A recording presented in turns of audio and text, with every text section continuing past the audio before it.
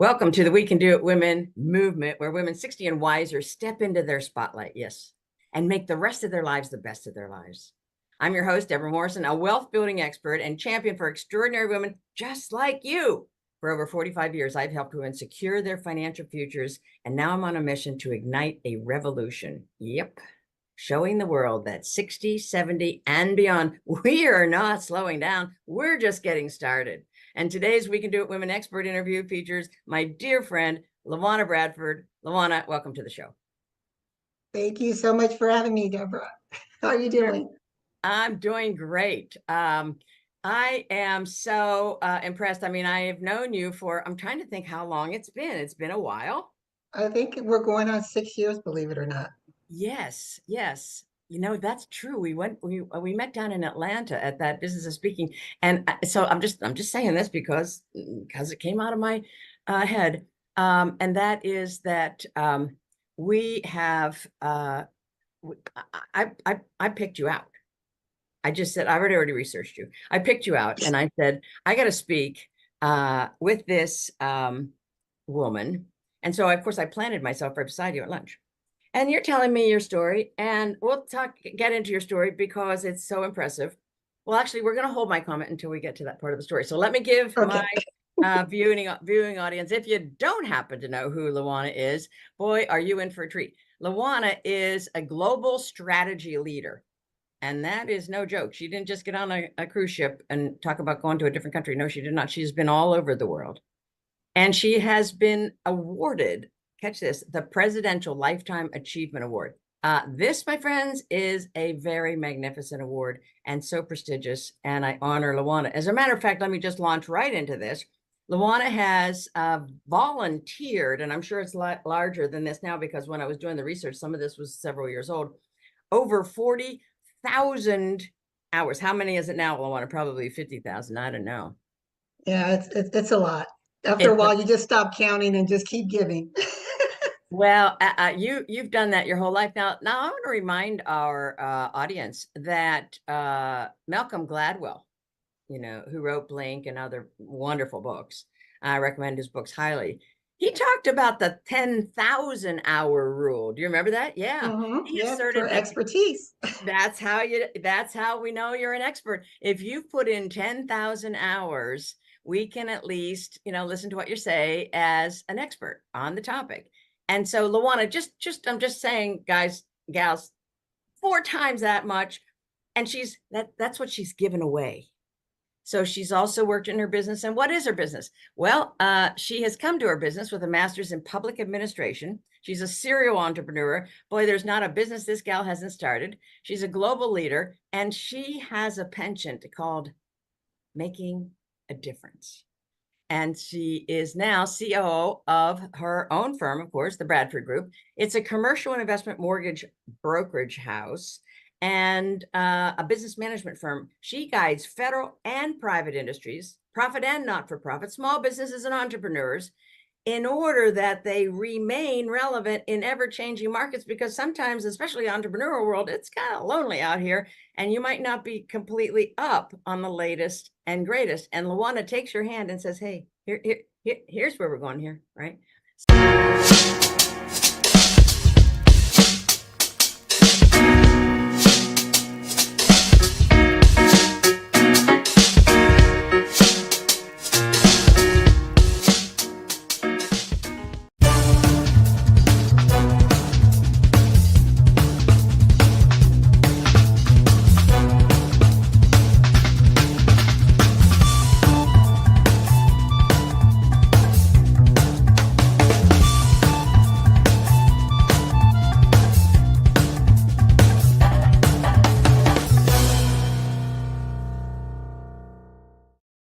So it is so amazing. So talk to us a little bit, LaWanna, about your mortgage business in particular, because that's going to tie in and close the loop of how we met and what I said to you when we met over lunch. So I am, believe it or not, we will be celebrating next month 19 years in the industry. Totally amazing. As a woman, guys, I mean, okay, as a woman in a financial field, all right, go ahead. And I actually came into the industry when I left corporate. My brother started the company, And I came in to help him with some compliance matters, got bitten by the mortgage bug. And I thought, hey, how can I be a part of it? So we had a discussion. I invested in the business.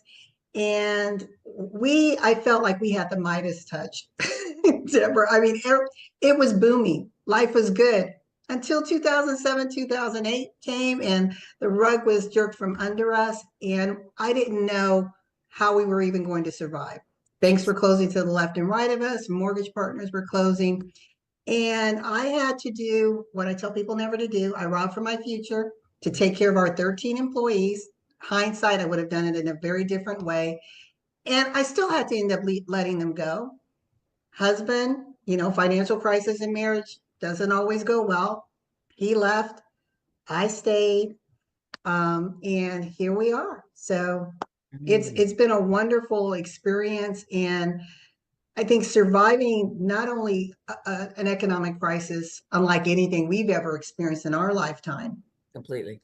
and then to survive the pandemic, Yeah. and now to be navigating these waters of uncertainty, goes back to the conversation you had with me where you challenged me. Because sometimes we don't want to let people know everything that we've done. Yeah. And you said, LaWanna, why aren't you sharing that piece of your story? Why aren't you letting people know that you survived some of the toughest climates? And I'm like, I don't know. Yeah, yeah, yeah. Well, the other piece that, you just haven't said right here is that your brother who founded the business chooses to walk Yeah, from he the business. left. And so I can certainly understand a reticence to not because, you got family in the business and it's complicated. But you know what? I just sat there at the table and I was slack-jawed. I just had to go, oh, freaking Lord help her. She is in the middle of a transition like we had never seen, especially in the mortgage business. Now, literally, I was just on the phone with a friend of mine and a client a half hour ago. And I was relaying the fact that I was buying my former partner out of her half of the home in 2007, 8, whatever it was. And I had one banker that was holding the mortgage on Monday. On Tuesday, I had a different one. On Thursday, I had a different one. And on Friday, they had sold it again and I had a different one. And she wasn't in the financial industry. And she was kind of like, Deb, this is your business. Like, are you having problems here? Like, I know my credit score is off the charts, kissing the stars, but we're in the middle of a major, major upheaval in the financial industry where, LaWanna, as you're one to say, I mean, we're about flow, right? Especially women. We ought to get this as women better than men because we understand flow, right? We understand cycles. But I'm telling you, when money, which is money and blood and water, we can all make analogies with all of these because you're so smart in finances. And if it's flowing, we're living. And if it's stopped up, there's going to be stagnation. There's going to be serious hurt and maybe death. And so that's what so impressed me about you kind of saying, oh yeah, well, by the by, I just then had the whole company to myself, and I didn't even know at the point that your husband said no, I'm gonna say I don't now. Oh, I said I do, and now I'm gonna say I don't, and now you're holding the business without your bro. And I just was like, LaWanna, if you aren't shouting this from the rooftops, I will. And so we both began to do it. So what you're looking at, women, is as a woman that understands that change is inevitable. And she has managed to use her faith and her, great parenting and so forth, and a real solid foundation on which LaWanna stands. I mean, she's a very educated person and has listened. She has listened to a lot of people, and she's brought that information and wisdom into herself and put it through that LaWanna formula. And then she helps businesses and entrepreneurs get themselves situated. Now, you are writing a book called R3, which is patterned after already your personal GPS for success in order to make transformation frameworks more accessible. Talk to us about R3. One thing that we've heard in life that is constant is change. How many of you have faced change in your life, those unexpected tsunamic moments where it seems like wave after wave after wave keeps crashing in on you. Anyone besides me has experienced that. You know, it's one thing when we expect change, but when it's unexpected, that's when we determine our true character. Because when you've been broken, when you feel that you've been abandoned, when you are broke and lost it all, when your health is at question, and you're able to step up, suit up, and get back on the playing field of life, and tap in, tune in, turn, and be sold out for yourself, as Abraham Hicks says, unapologetically, then you win. Now, the R3 system actually was born out of my multiple adversities in life and in business. And I had to step back and wonder, well, what is making me so resilient? And I realized I was applying a formula, a strategic paradigm, if you will. So we know when you think about traditional strategy, and I'm simplifying this, this is where I am, this is where I want to go. And then hopefully I'll throw something to the wall, it'll stick and I'll get there. Well, this goes a little bit deeper than that. And it's really the secret sauce, because if that simple formula that I just described were accurate, everyone would be doing it. Everyone would have this, a great success, but they don't. They struggle. And this is where this is a call for critical thinking. So refocus, reframe, and reconnect. Refocus, most people would think, I know what that is, LaWanna, it's mindset. No, actually, it's not. It deals with understanding where you sit in your marketplace. What is your industry doing? What are the shifts? How can you position yourself as the best viable option? What are your partnership relationships? Understanding the whole cycle of work. How are shifts occurring within your marketplace and within your customer-facing relationships? When you understand that, that gives you clarity of mind. It gives you a clear line of sight as to, okay, now I understand these waters that I'm in. Am I really committed to this? Is this really where I want to go? And if so, then you just validated your vision. If not, you may have to adjust that vision. The next part, without the clear vision, where are we? So yeah, that's you're spinning, you're busy, right? You're moving, but not moving anywhere. Oh, LaWanna, this reminds me of riding a stationary bike. My dad would never do it because he says, like, I'm getting nowhere. But of course, we have a lot of dadisms. Just for your viewing, our viewers, LaWanna's and my dad were both in their 90s. Well, my dad was only 90, and they, in the last year and a half of their life, kind of went this almost on this parallel thing, like in the hospital, everybody's I mean, your dad had sepsis and pneumonia, wasn't it? I mean, just death-defying odds. They both pulled out and dug deep and stuck with us because they did, and because God wasn't really ready for them yet, and we kind of needed a little bit more of them. So I had deepened my friendship with LaWanna. We would be texting each other in the middle of the night, "How's Dad?" And so this is I mean, it's kind of a funny normism. This act of busy versus productive is really an easy trap, I think, for entrepreneurs to get into, because, we look around, and my desk looks a little sloppy right now because there's a lot on there. I'm flying out tomorrow. You know how that goes. When you're flying out, then all the kind of things happen before that. But LaWanna digs deep in the interviewing and so forth of the top brass, so the owner, the top management staff and people, and gives a lot of insights and programming about the R3. So you also promote the CAR principle. I love what are they called? Darn it. CAR, C-A-R. It's anagrams. Yeah. And so you promote that, which is, tell us about the CAR principle. The CAR principle starts first with it's how do you build momentum? There you go. So first, having clarity, goes back to the R3, then having your authority, and then relationships.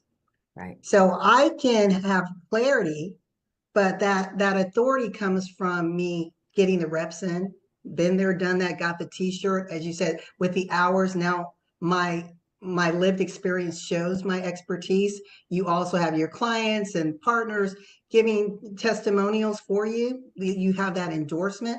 So once you have that authority, then it's about strengthening those relationships, because we can go alone, but we can only go so far by ourselves.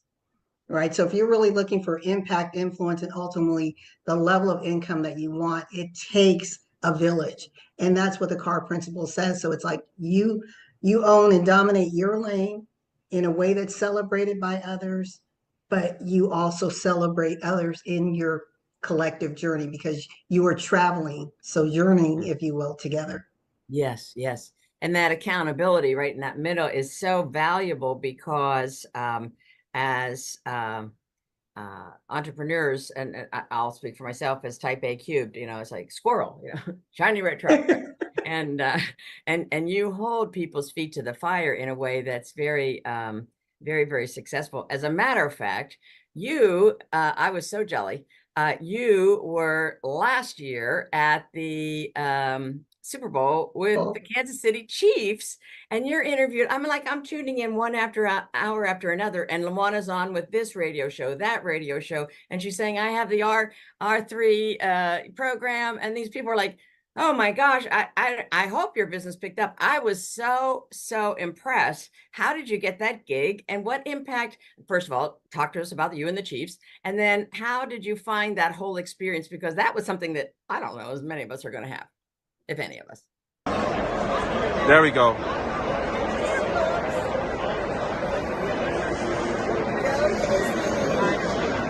Yeah, it was amazing. And how I got it goes back to, remember I said that R, relationships. Having the relationship, and a group of speakers went on this tour. And I was asked if I wanted to be a part of it. Of course, it's an investment, both of my time and money, but I thought, why not? And because it was the Chiefs, my dad's team, I had to be there. Exactly. And it was amazing. It was actually overwhelming when I walked in and you saw over 210 media outlets there. And I'm like, oh my gosh, how do I navigate this? And I had to quickly freeze, because I realized I'm having a meltdown right now. Fear crept in because it was the unknown. And I had to say, well, what I do know is what I know. Now let me speak to someone who's been here before, understand, how do I navigate this? How do I set up my interviews with the right people? Because that's a lot, right? Oh, I that's wanted to the make big sure piece of it right there. each interview was value added to me. And then I knew how I was going to pitch this. And it was all about showing the value to the athlete. And then also tapping into prior athletic experience that I had. People don't know that I owned a licensed sporting apparel store, that I sponsored a major athlete at Caesar's Palace, Andrew Maynard. He's a welterweight champion, an Olympic gold medalist who fought against Tommy Hearns. People also don't know that I used to work for the Olympics. So I used all that to navigate all this masculine energy that was in the room and getting them to ooh and ah over LaWanna. Wow. Yes. These relationships are so critical. And obviously you're getting invite after invite because you're performing on the invites that you have accepted. And I remember a little bit about the Olympics, and I read a little bit about it, but talk to us about your role in the Olympics, because as I remember, it was very fun. That was the best experience I've had in my entire professional and entrepreneurial experience, because I'm on the world stage, and I was able to bring my financial expertise to the table. So I was over multi-million dollars of operating cost, but also being able to touch the athletes and to just be really a part of that experience. And why it was so surreal for me is I'm a former athlete myself, and I always had aspirations to be at the Olympics. Well, look how God worked it. Okay, I wasn't out there running, but I was running the money. Always follow the money. I've always said that. gals always follow the money. And LaWanna was leading the money charge, right? Oh my gosh. Oh my gosh. What was your sport, running? Oh, I did, Did all believe it or sports. not, as short as I am, I did hurdles, but I did the 440 relay. I'm kind of back in the days, like before it was meters, but it was a 440 relay was my race. Amazing. Amazing. Yeah, as short as you are, the hurdles does surprise me a little bit. God love you. Now, LaWanna's life has been built on discipline. Her life has been built on, as you've heard, recovery from setback or pivoting after setback. And while I'm in the recovery word, and not only did you have the mortgage crisis happening, your brother walks out of the business, your husband divorces you, and then all of a sudden, what's like the last comeuppance that Happened. you faced? Well, actually, there were two. And this is all happening within a 6-year time period. So as I'm trying, actually three, as I'm trying to figure things out, money was getting lower and lower, almost non-existent. And I had to call mom and dad because I didn't know if I was going to end up losing my home. I had lost so much. And my dad, that was the most humbling period of my life. He and my mom actually got on a plane, flew to Atlanta, and they said, we need to see everything. And I said, well, I told you I don't have anything. He said, no, you want our help. I need to see what's coming in, what's going out. And he said very clearly, he said, we will help you. We will keep that roof over your head. Your lights will stay on, gas will be in your car, you'll have food in your belly. But if you're going to keep doing this business thing, that's on you. I'm like, okay, cool. My stress is gone. I can handle it. Yeah. Until I get a knock on the door, Deborah, Chase Bank sues me. And I'm like, okay, I don't have any money for an attorney. So I call mom and dad. My dad, he said, "Juan, I'm sorry. I told you, not the business." And I reached out to my friend, and I think you may even know Rick Spann, and asked him, what do I do? And he had gone to law school, but was not, did not go, choose to pursue that career. So he wasn't barred. But he he said, I think I can guide you on how to represent yourself in court and win. No guarantees, but I think I can. And this told me the importance of having a coach. Again, you hear me say often, been there, done that, got the t-shirt. Got the t-shirt. And I followed him and I did represent myself in court and I won. Okay, So you guys, I just, that was my drop moment. Chase Bank sues LaWanna Bradford. And LaWanna schools herself on how to represent herself in court, not against her neighbor, against Chase Bank. With, as we all imagine, a bevy of legal departments. And she wins. Oh my gosh. I when I read that, I was just like, say it isn't so. Represented herself, first of all, to win against Chase and to represent yourself. Okay, so my mind was blown kind of wide open. This lesson that your dad shared with you and taught, if you will, was so key. And it really, galvanized probably for him, it was like, this is where, LaWanna, of course, no parent wants to, have their kid go through things that are harrowing. And yet this is kind of a proving ground of sorts, right? She's going to dig deep and she's going to do, I think your dad and mom had every confidence you'd dig deep and you'd do it. And yet it's a whole different thing for you to be digging deep and doing it, no matter that some of your living expenses were covered. You have a couple of quotes that you talk about, and one is from your dad, and boy, I began to call him dad right away, Harlan. If you don't know the story of Harlan Bradford, he was a Buffalo soldier, a decorated Army veteran, and he just passed this past December. Look him up because that's LaWanna's dad. But she says, and I quote from Harlan, or you, my father taught me that preparation isn't optional. It's everything. Everything. He used to say, think before you leap. Plan your work. Work your plan. And always be ready for the unexpected. Wow. What rich wisdom, huh?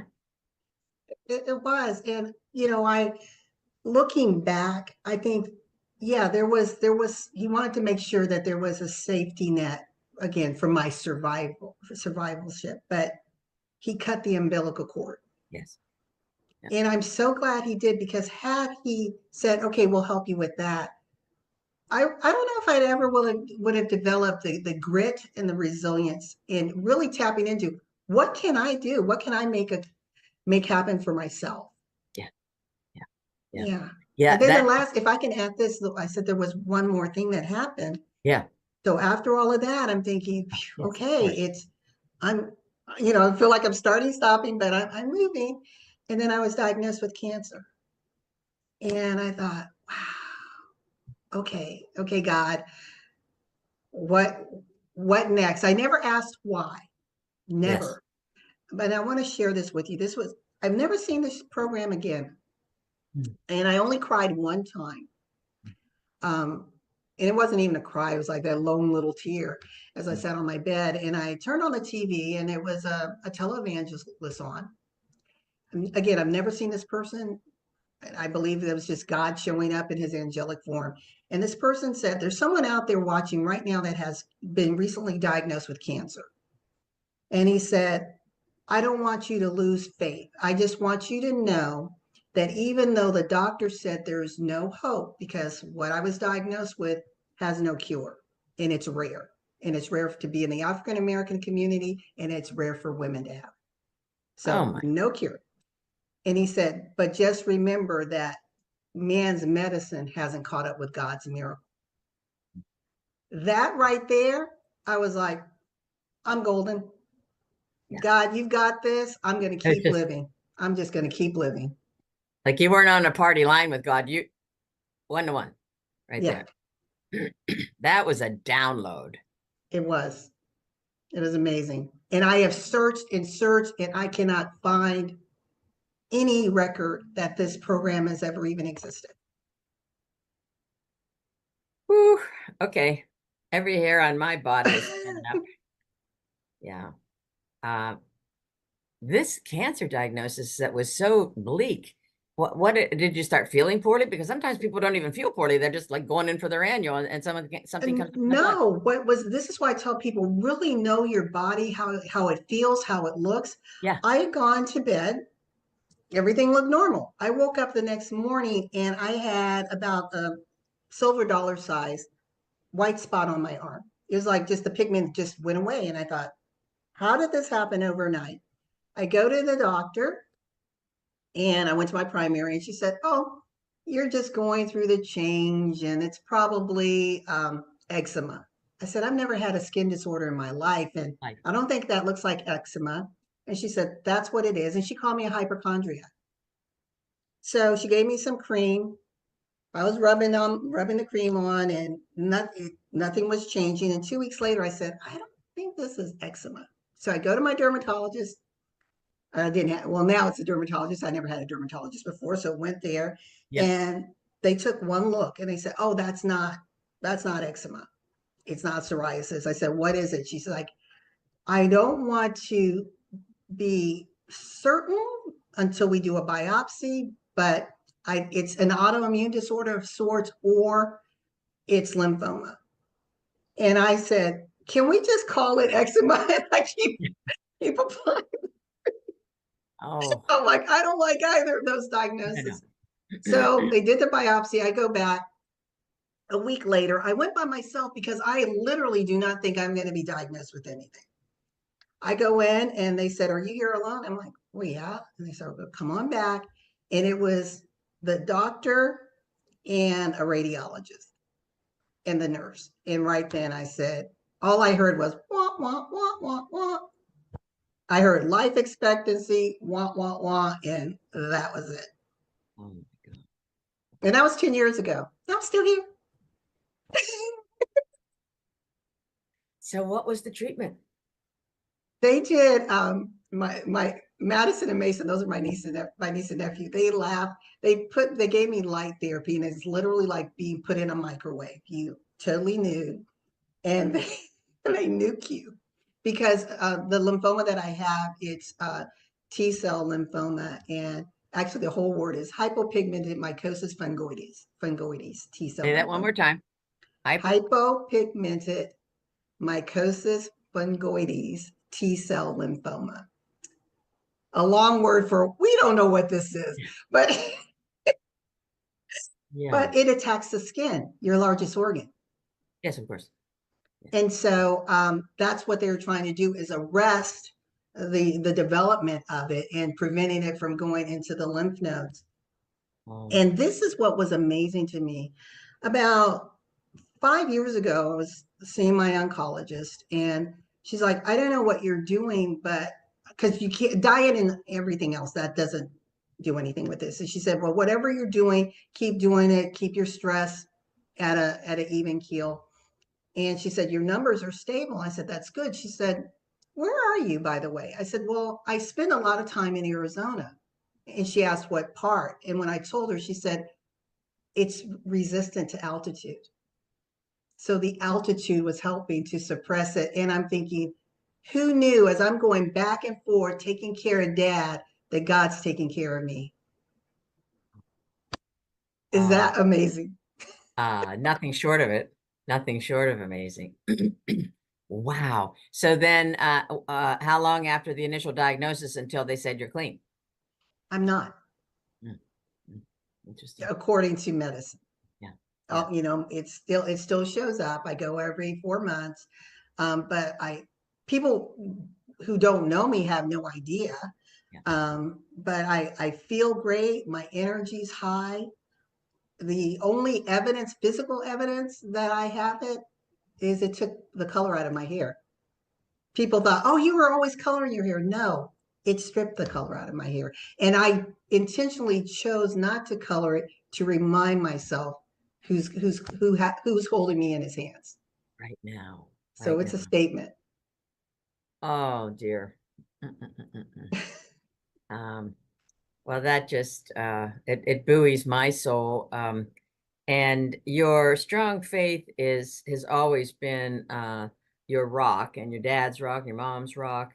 And I want to talk a little bit with you about faith, especially at a time like now. Sure. A time with terrific upheaval. From my perspective, a terrific amount of cruelty, unnecessary cruelty, and a splintering of some of us from some of the other of us. And sometimes I've seen people post something. It's kind of like they make a post and then they go into, I don't know where they go, but they don't make any more posts. It's like, I'm a Christian. I believe in God, and God will handle it. Well, God was still around during Auschwitz, and God chose to self-limit, else we would be marionettes. And God gave us free agency. And I want you to talk about how you've interwoven your faith in God with your boots on the ground activism, because God, I was in summer camp and they said, God will take care of you and accept the will of God's life for you. And I was like, whatever, high school. And I was kind of not that bright. And I said, somebody tell me what God's will for my life is, right? And I just thought to myself, you know what? I thought I wanted to go into finance then, and then I thought, oh my gosh, it's going to kind of fight with my faith because the whole money, filthy lucre. And I just thought, you know what? I've never seen it. I've never seen reported God's hand coming out and writing a check. Now we have to take the action. So tell us how you weave your faith with your action. I think the first thing is, and I'm coming from a Christian perspective, but I believe that when Christ died and he said it is finished, he meant it. He said that we can do all things that he did and more. I believe that. The word is we will do. He didn't say just sit and ask. Yeah, you ask and you keep asking, you knock and the door will be open. But it's action. Faith is an action word. It's not let me sit on the sidelines and just hope the angel fairies appear. God wants to see our faith and our love for him by the walk we take. And it doesn't mean it's going to be easy. It doesn't mean that you're going to always understand the outcome. sometimes the outcome isn't what you prayed for, Yes. A lot you of know? times. Yeah. Yeah, I think this aspect of us being open to these, to your point, that the televangelist saying something and then you couldn't find the trace of it, right? I believe these things, and I know you do. I think the veil between here and the afterlife is gossamer thin. Like, I continue to talk with all the people that have died in my circle of friends and family, and you know that, like, at some point you find yourself doing something, and you think, that's interesting, right? And I like ask, all right, I have no idea what to do, and then all of a sudden I get a little foothold. And boy, I always take that, because these are times where there's a whole lot of noise. And when we get some types of insights like that, some kind of, I call it like a mini awakening, I'm completely in favor of following it. And you go out on your daily walk and you have something called insights. There's another word to it. Yeah. Strategic insights. Strategic insights. Tell us about those. It's your So strategic hold on one insights, second. It's, you guys, this is what she calls it. Praytation. Talk to us about it. yeah. So Oh, it's metapration. So you just swap. That's okay. But metapration, it came about because I love to go out and walk early in the day. And my brother would tease me. He said, "You're like Adam walking with God in the cool of the morning." And I said, "Well, this is actually my meditation and my prayer time, metapration." But during that time, it allows me to get centered, to be quiet, to not be in a position of asking, but just really just celebrating the goodness around me. And in those moments, I would start to get these downloads, some of them very simple, some very complex. And I thought, wow, if these are shaping me, maybe I'll start sharing them. And you'll remember when initially these were like rants. I'm just going on and on Yeah. the whole course of my walk, but now I've shortened them, so they're manageable. Sometimes I'll go a little longer, but that's how they originated. And can I share something with you? You were talking Please. about how Right you now. get, whether it's downloads or just the spiritual connection. And I want to share this with people because this just happened to me this week, and it blew me away.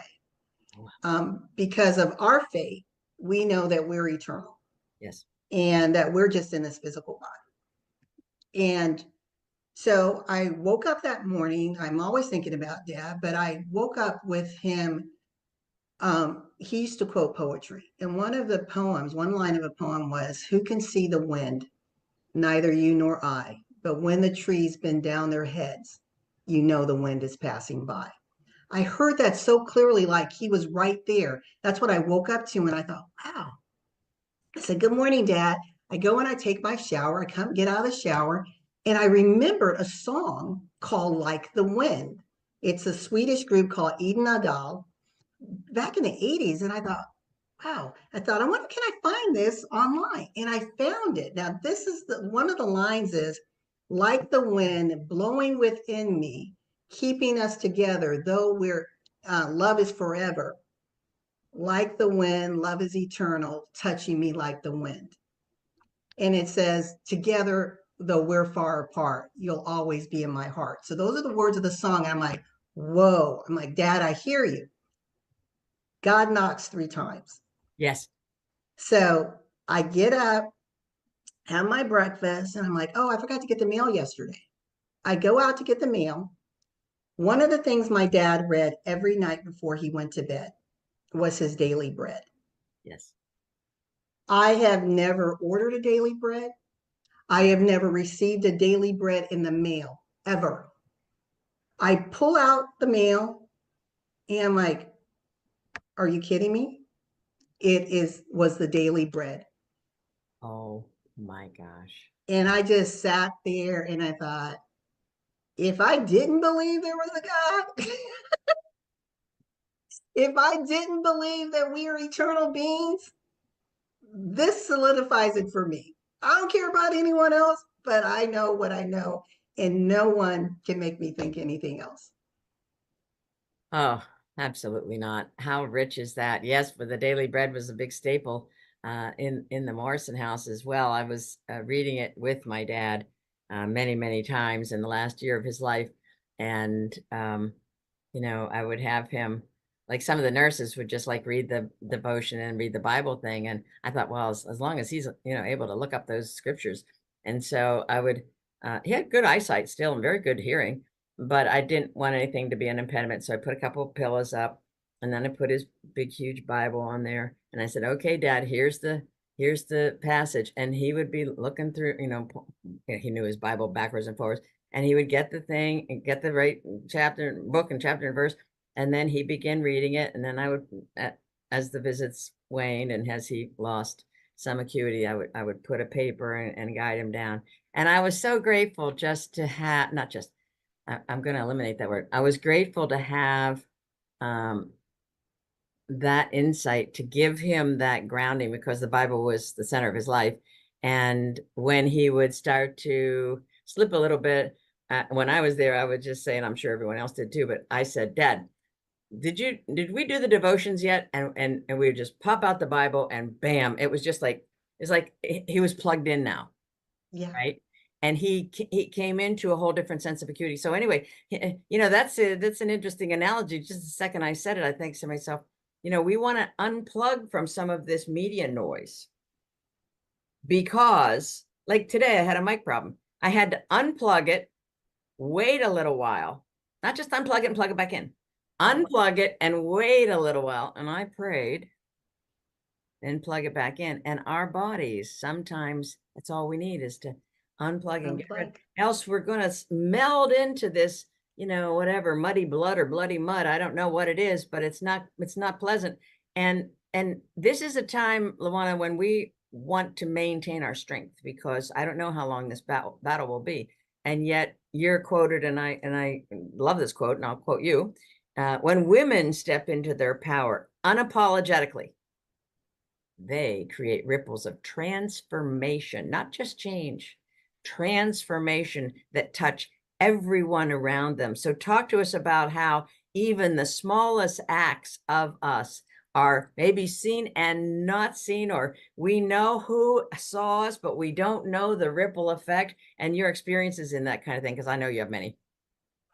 I can just share with you a conversation I had last night. I was in a business meeting, and I challenged the audience. I said, we're going through some very trying times in our nation and in the world. Why aren't small businesses having conversations around this? And everyone was quiet. And so this one lady, she raised her hand and she said, well, I was told not to mix business and politics. I said, we're not mixing business and politics. I'm talking about your quality of life and well-being for you and your family and community. If that's politics to you, then that's what it is. And she said, well, if you're looking at it that way, she said, the only thing I know to do is just to help allay the fears that my grandchildren are having right now. And she said, I'm trying to help them to understand what we're facing. And I said, kudos to you. I said, because we need foot soldiers at every tier. And you are at the grassroots level, pouring into the next generation. And if you shift that mindset, that's where the ripples of change, that's where the massive transformation happens. It's changing. I believe when you change one life, you've changed the next generation, because the thinking is different, the behavior has shifted. So we all have our sphere of influence. My question is, what are you doing with it? And that could just be with your family. Right now, our families around the table talking about and trying to understand this new world. Or are you just hoping it'll just go away?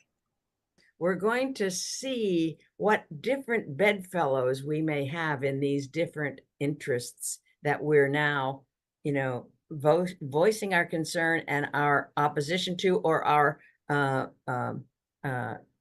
compliance with, and our wish for, the humane treatment of people, and not summarily, cutting jobs of people, especially well, in as cruel a manner as they're doing, and especially when it is a national security risk. So I'm hoping that we develop these pods, and then we collectively within these pods of various topics, we're able to what I think is find the commonality between us, because I think that's far outweighs these incremental differences. And I think that perhaps could be the bridge to get us through to a different and much more hopeful present and future.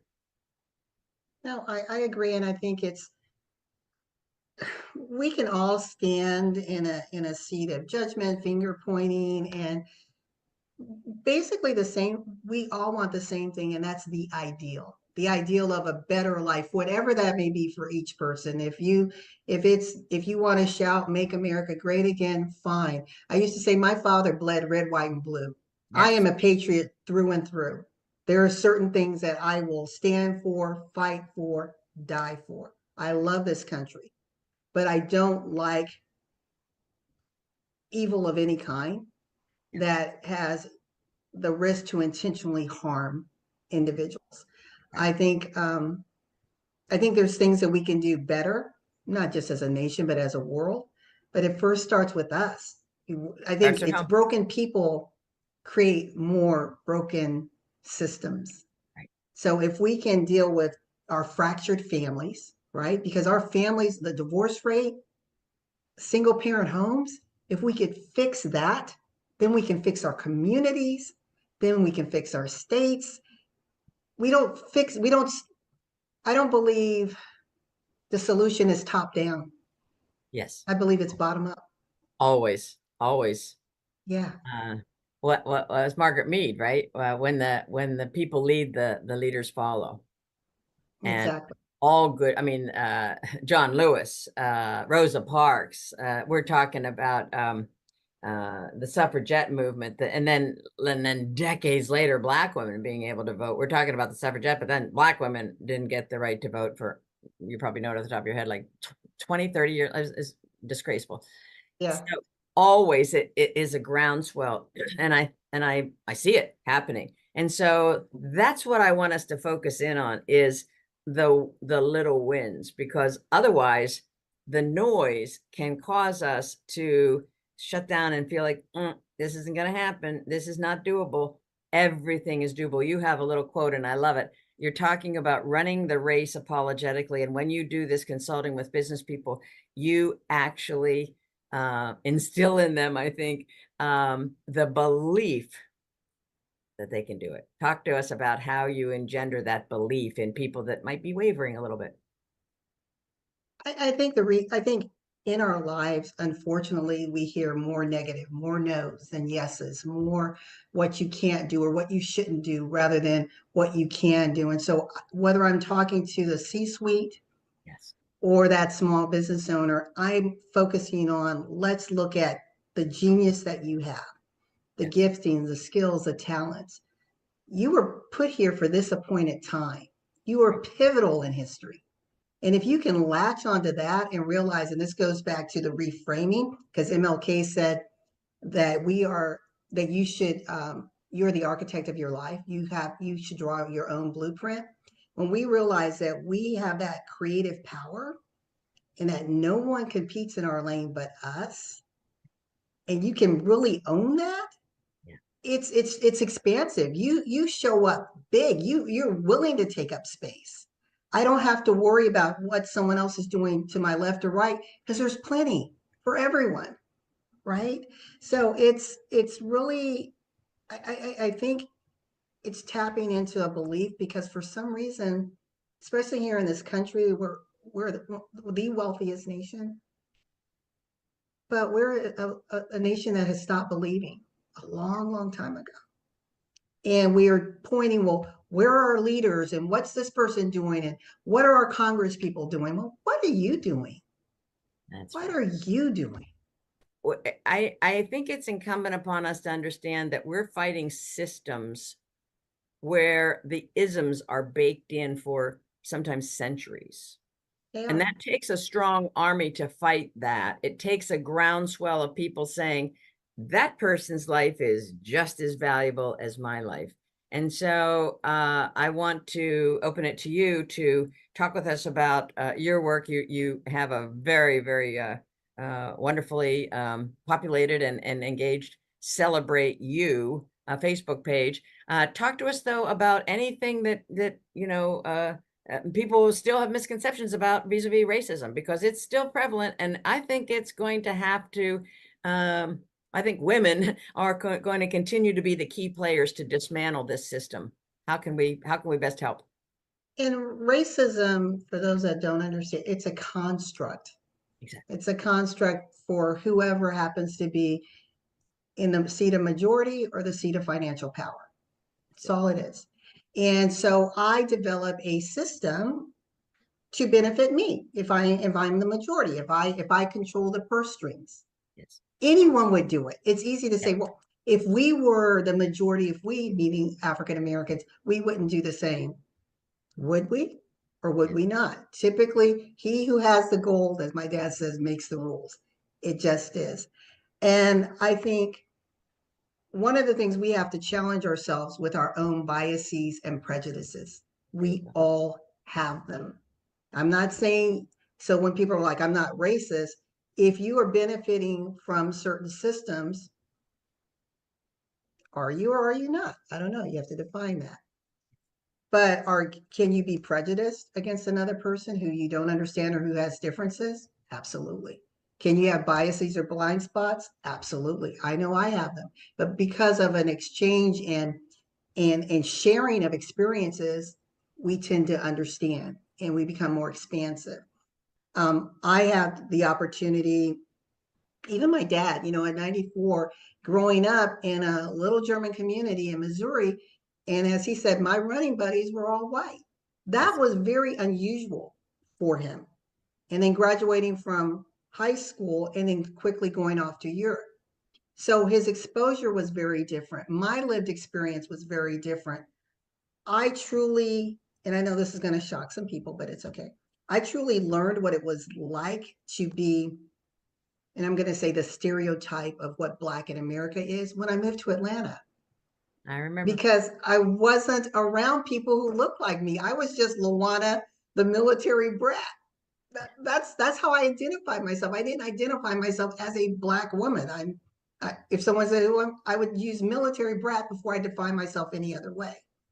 But being here helped me to understand the struggle of my people in a way that had never been taught to me at home, because my parents had a very unique experience. Did it make me angry? Oh yeah. Does it make me angry when I see ignorance abound on either side? Yes. Right. So I think it's really challenging ourselves to say, how much do I really want to know about another person? I tell I remember when I hear people say, oh, some of my best friends are Black. Well, I always ask them one question. When's the last time you had them over for dinner? Yeah. When's the last time you broke bread with them? Because if you haven't done that, they're not your friend. They're an acquaintance. They're a colleague. But until you break bread, until you bring them in that intimate space, I wouldn't call them a friend. Yeah. Yeah. You're exactly right. And I know that my dear late partner, Virginia, was brilliant, and she talked about systems terrifically. She just dug right into them, because she and I were both raised Christian fundamentalists, and it was just like, this is who we are, and we're white, and we don't have many Black people in our community at all. And she dug into the systems and says all a white person has to do to perpetuate racism is nothing. System does it.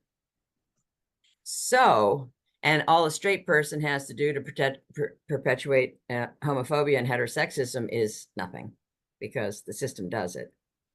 And all a male has to do is nothing to perpetuate sexism. And so it's incumbent upon us to speak up, again, use our pie hole, because there'll be people in our family that say, hey, where were you when this was happening, right? Because none of us are safe until all of us are safe.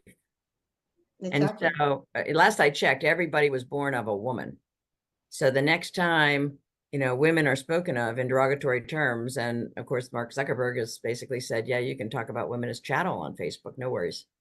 Then we need to open our mouths and say, wait a minute, I'm a woman, or my best friend is a woman, or my wife is a woman, or guess what? My mom was a woman, and this is not acceptable. And when enough people start to say that, then it won't be cute. It won't be kind of automatic. We need to snap people into a pattern interrupt around these baked in, almost automatic biases that is not just about, okay, I'll feel better. No, this is at the root of a lot of the separation. So the wage parity fight, for versus, just individuals that do the same job that are similarly trained. That's one thing.